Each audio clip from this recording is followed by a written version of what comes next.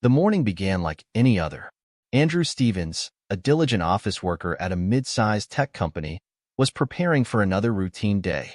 He woke up early, showered, and slipped into his usual attire: a crisp white shirt, navy blue tie, and well-ironed trousers.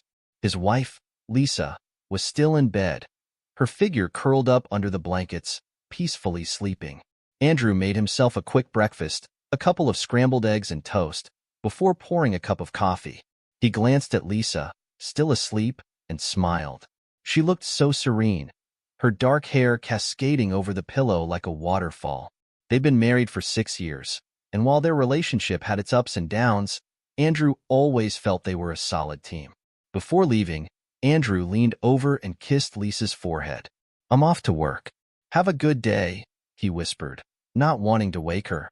Lisa murmured something incoherent, her eyes fluttering open briefly before she drifted back to sleep. Andrew grabbed his briefcase, adjusted his tie in the mirror, and walked out the door, not knowing that this day would change his life forever. Andrew's day at the office was nothing out of the ordinary: emails, meetings, and the usual grind. He was in the middle of reviewing a report when his phone buzzed on his desk.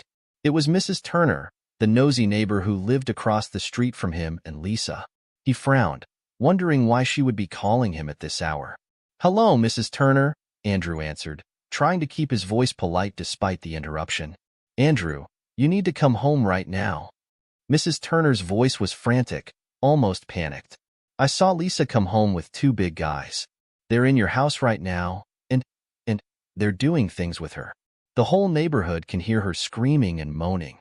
You need to hurry up." Andrew felt his heart drop into his stomach. His mind raced, trying to make sense of what he was hearing. Mrs. Turner had a reputation for exaggerating, but the urgency in her voice was unmistakable. "I'm sure it's just a misunderstanding," Andrew said, trying to calm himself more than her. "Andrew, I'm not kidding. You need to get home now before it's too late." The call ended abruptly, and Andrew sat there, frozen, the report in front of him forgotten. His hands trembled as he reached for his car keys, his mind racing with fear, anger, and disbelief. He couldn't believe Lisa would cheat on him, but the dread in his stomach was undeniable. Andrew's drive home was a blur.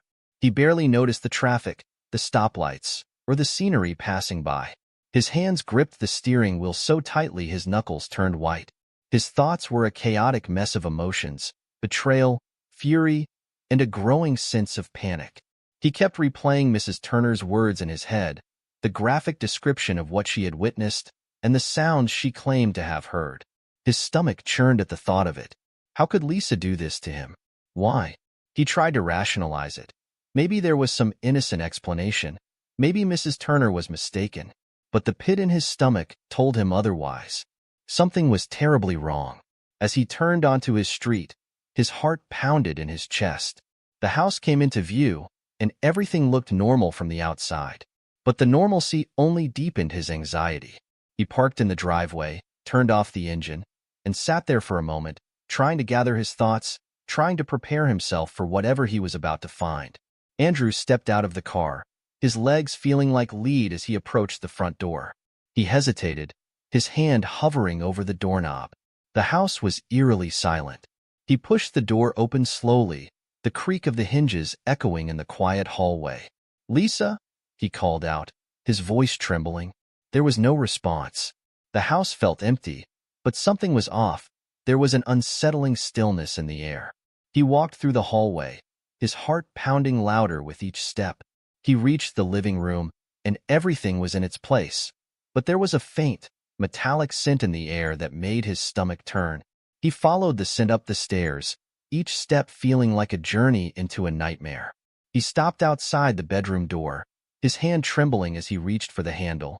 He could feel his heart racing, the adrenaline pumping through his veins, telling him to turn back, to run away from whatever was behind that door.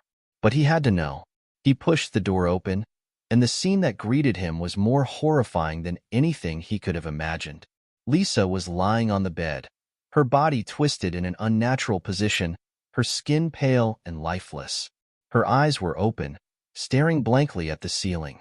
The sheets were stained with blood, and the room reeked of violence and death. There were signs of a struggle, overturned furniture, broken glass, and the remnants of what must have been a brutal attack. Andrew stood frozen in the doorway, unable to move, unable to process what he was seeing. His mind screamed at him to do something, to call for help, but he was paralyzed by the horror before him. His eyes darted around the room, and that's when he noticed it. The window was open, the curtains fluttering in the breeze, and there were muddy footprints leading out of the room. The reality of what had happened hit him like a sledgehammer. Lisa hadn't just cheated on him. She had been brutally SA and murdered. And whoever had done this was gone. Andrew stumbled backward out of the room, his mind reeling. He could barely breathe, the shock and horror threatening to overwhelm him.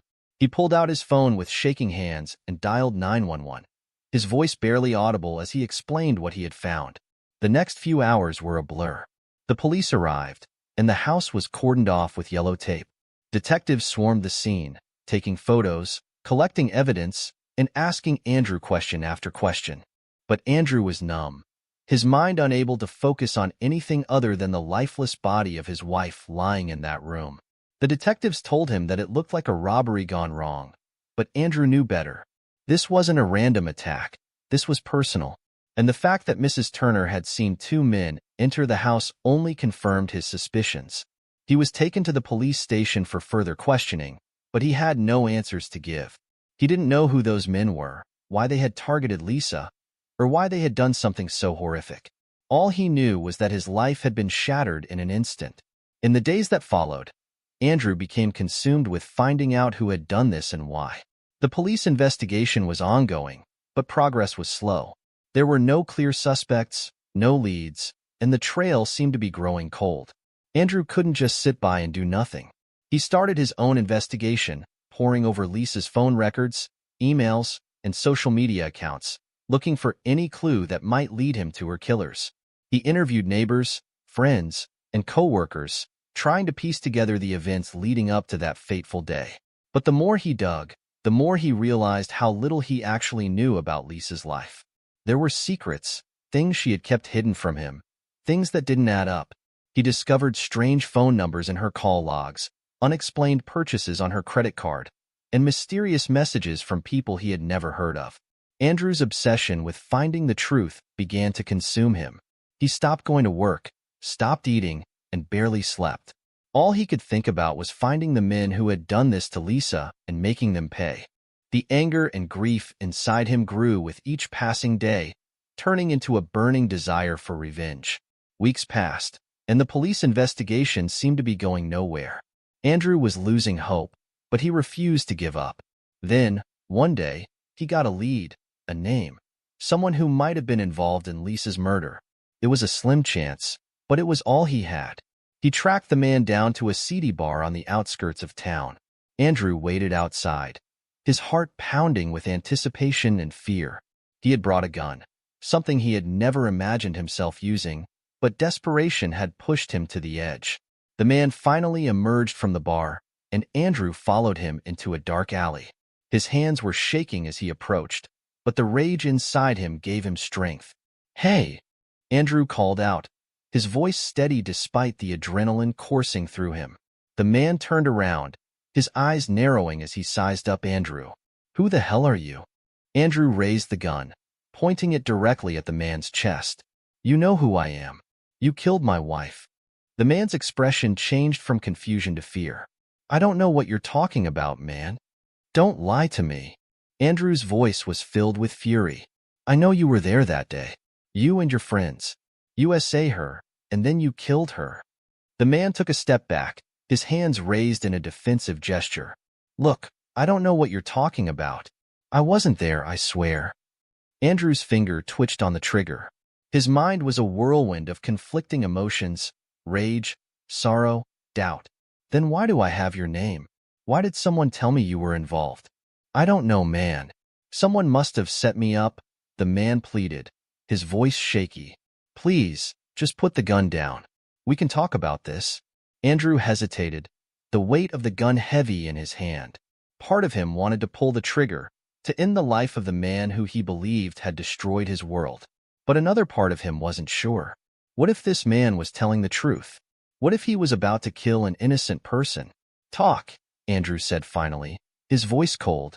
Tell me everything you know about Lisa. Who are you? Why was your name linked to her murder? The man swallowed hard, glancing nervously around the alley as if looking for an escape route. My name's Kevin, he said slowly. I don't know your wife, but I might know something about what happened. Go on, Andrew urged, his grip on the gun tightening. I run with a crew, Kevin admitted, his eyes darting to the gun every few seconds. We do jobs, you know? Break-ins, some rough stuff, but nothing like what you're talking about. A few weeks ago, a guy approached us, offered a lot of money for a job, said he needed some guys to send a message to someone. He didn't say who, and I didn't ask questions. I turned it down, but I know a couple of my guys took the job.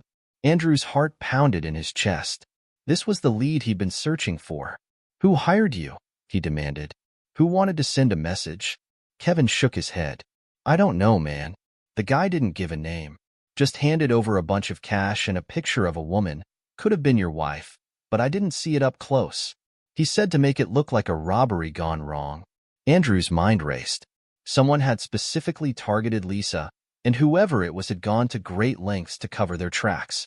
Where can I find the guys who took the job? He asked, his voice low and dangerous. Kevin hesitated, his eyes pleading. Look, I've told you everything I know. I didn't do anything, and I don't want any trouble. Names, Andrew insisted, his voice icy. After a tense moment, Kevin sighed in defeat. Fine. Their names are Tony and Rick. They hang out at a warehouse on the edge of town, down by the old industrial district. But I'm warning you, those guys are bad news. You don't want to mess with them. Andrew lowered the gun, his mind already made up. That's for me to decide, he said, his voice hard. He turned to leave, but Kevin called out to him. Hey, what are you going to do? Kevin asked, his voice filled with a mix of fear and concern.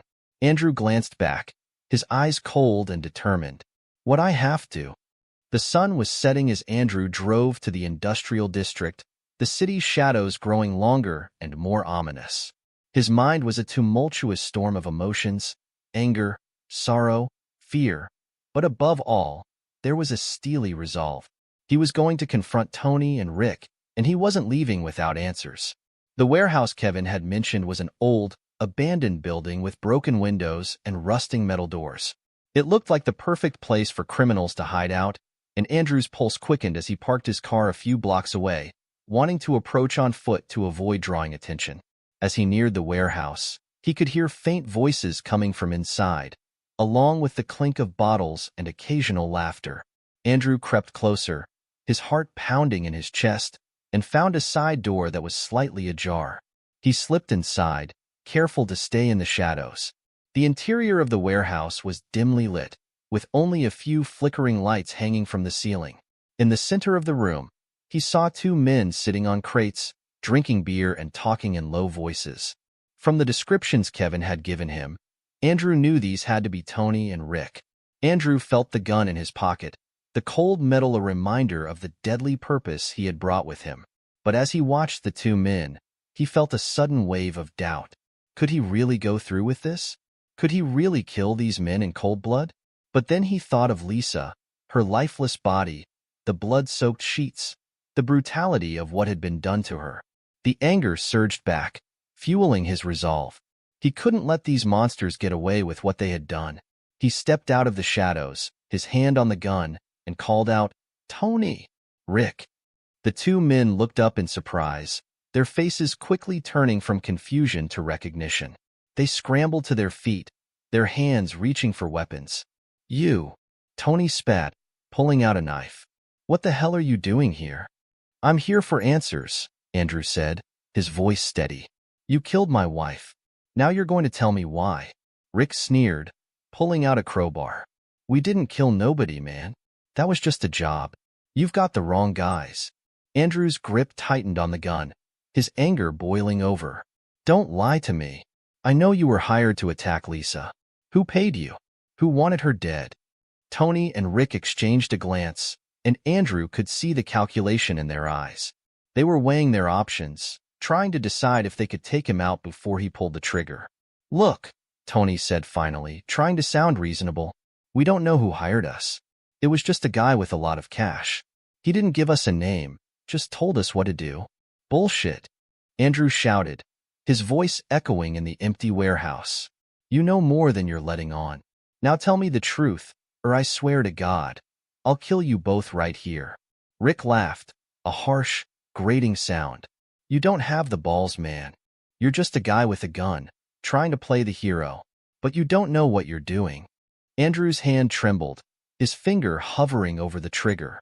He could feel the weight of the moment pressing down on him, the enormity of what he was about to do. But then he thought of Lisa, of her smile, her laugh, the life they had built together. He couldn't let her death go unpunished. With a surge of determination, Andrew raised the gun and aimed it at Tony's chest. "Last chance," he said, his voice low and deadly. "Who hired you?" Tony's eyes narrowed, and for a moment, Andrew thought he might actually answer. But then, in a sudden blur of motion, Tony lunged at him with the knife. Andrew reacted instinctively, pulling the trigger. The gunshot echoed through the warehouse, and Tony staggered back, clutching his chest as blood seeped through his fingers. He collapsed to the ground, gasping for breath, his eyes wide with shock. Rick shouted in rage and charged at Andrew with the crowbar, but Andrew was ready. He fired again, the bullet catching Rick in the shoulder and sending him crashing to the ground. Andrew stood over the two men, his chest heaving, the gun still smoking in his hand. Tony was dead, his eyes staring blankly at the ceiling, while Rick lay moaning in pain, blood pooling around him. "Tell me who hired you," Andrew demanded, his voice cold and unforgiving. Rick coughed, blood bubbling at the corners of his mouth. You don't understand," he wheezed. "It wasn't supposed to go this far. We were just supposed to rough her up, scare her a little. But something went wrong." "Who hired you?" Andrew repeated, his patience wearing thin. Rick looked up at him, his face twisted in pain and fear. It was someone close to you," he gasped. "Someone you know, someone who wanted her out of the way." Andrew's heart skipped a beat, the words hitting him like a punch to the gut. "Who?" he demanded, his voice shaking. "Who would want to hurt Lisa?" But before Rick could answer, his body went limp and his eyes glazed over. He was dead. Andrew stood there in the silence of the warehouse, the reality of what had just happened crashing down on him. He had killed two men, but he still didn't have the answers he was looking for. All he knew was that someone close to him, someone he trusted, had orchestrated this nightmare. And now, more than ever, he was determined to find out who. Andrew spent the next few days in a daze, haunted by the revelation that someone close to him had betrayed him and Lisa. The knowledge gnawed at him, keeping him awake at night, driving him to the brink of madness. Who could it be? A friend? A family member? The thought consumed Andrew. He replayed every interaction he'd had with his friends and family, searching for any sign, any clue that might reveal the traitor among them. But nothing seemed out of place. Nothing hinted at the darkness lurking beneath the surface. Days turned into weeks, and Andrew found himself isolating more and more. He rarely left the house, spending hours going through Lisa's belongings, hoping to find some hidden note, some piece of evidence that would point him in the right direction. But there was nothing. His anger, once sharp and focused, began to dull, replaced by a gnawing despair. Then, one evening, as Andrew was drowning his sorrows in a bottle of whiskey, his phone buzzed with a new message. It was from an unknown number, and it contained only a single sentence: "You're getting closer. Stop digging if you know what's good for you." Andrew's heart skipped a beat. The message was both a warning and a taunt, confirming his worst fears. Someone was watching him, someone who knew more than they were letting on.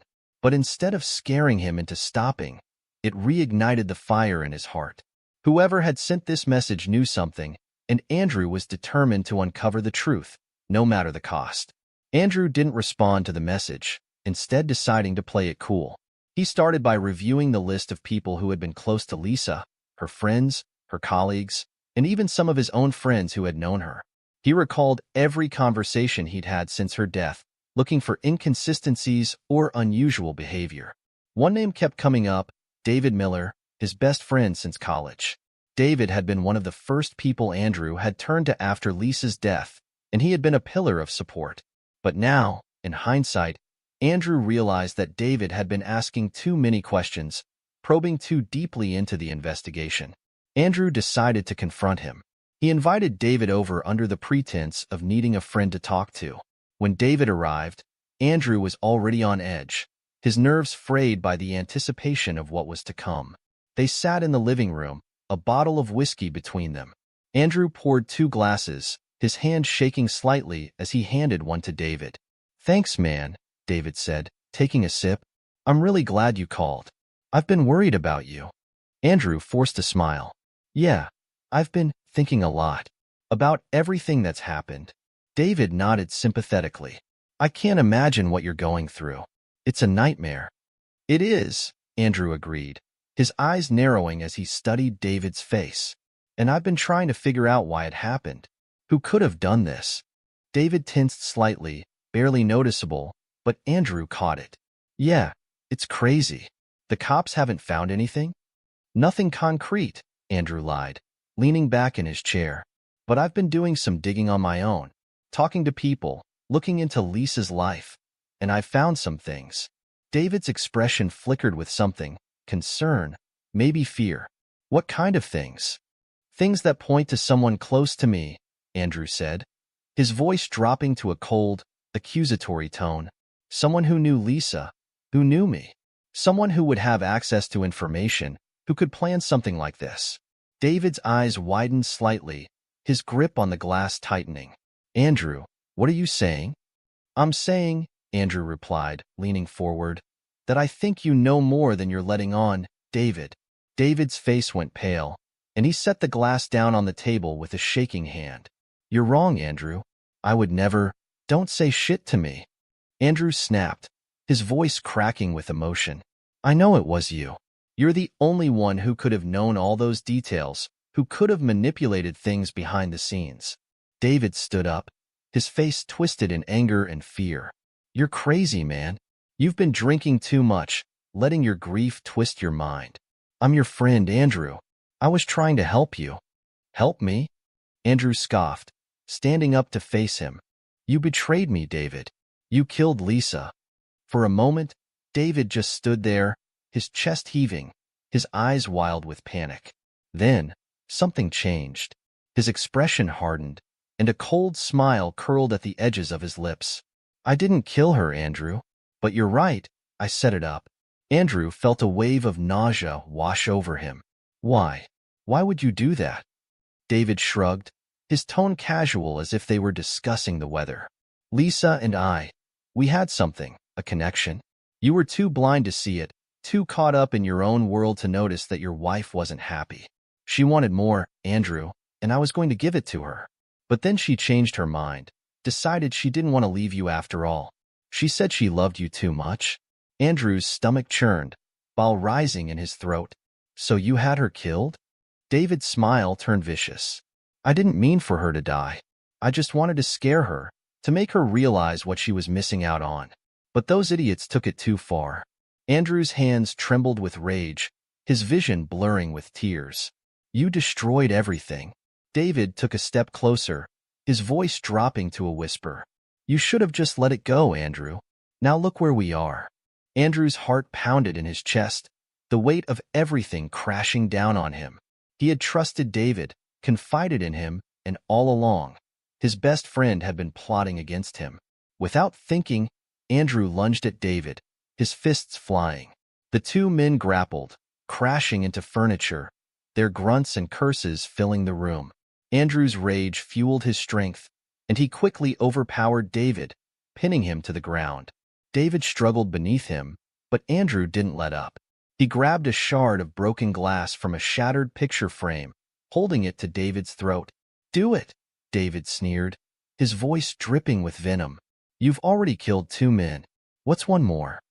Andrew hesitated, the shard trembling in his hand. The urge to end David's life, to make him pay for what he had done, was overwhelming. But as he stared into David's eyes, he saw not just the man who had betrayed him, but also the reflection of his own grief and despair. With a guttural cry, Andrew threw the shard aside and released David, collapsing to the floor beside him. He couldn't do it. He couldn't become the monster David wanted him to be. David scrambled to his feet, panting heavily, his face a mixture of relief and anger. "You're weak, Andrew. Just like you've always been." Andrew didn't respond. He was too tired, too broken to fight anymore. "You'll regret this," David hissed, backing away toward the door. "You'll never find peace." Andrew watched as David fled, his footsteps echoing down the hallway. He didn't chase after him. He didn't have the strength. All he could do was sit there, in the ruins of his life, and weep. In the days that followed, Andrew turned himself in to the police. He confessed to the murders of Tony and Rick, giving a full account of everything that had happened. The police were shocked by the story, but there was enough evidence to support his claims. Andrew was charged with manslaughter, but due to the circumstances, he was given a lenient sentence. His confession, his cooperation with the investigation, and the emotional trauma he had suffered all played a role in the court's decision. David, however, wasn't as lucky. He was arrested for his role in Lisa's murder and charged with conspiracy and manslaughter. The trial was a media sensation, and David was sentenced to life in prison without the possibility of parole. But for Andrew, the legal outcome brought little solace. He had lost everything: his wife, his best friend, his freedom. The guilt of what he had done, of the lives he had taken, weighed heavily on him, and no amount of time could erase the pain. He served his sentence quietly, a model prisoner, but when he was finally released, he found that the world outside had moved on without him. His old life was gone, replaced by a hollow existence filled with memories of what could have been. Andrew moved to a small town far away from where it all happened, seeking a fresh start. But the ghosts of the past followed him, haunting his dreams, whispering in his ear when he was alone. He knew he would never truly escape the darkness that had consumed his life. But as the years went by, he found a semblance of peace in the quiet, in the routine of day-to-day life. He volunteered at a local shelter, trying to atone for the sins of his past, trying to find some meaning in the ashes of his former life. But the scars remained, a constant reminder of the betrayal and the violence that had torn his world apart.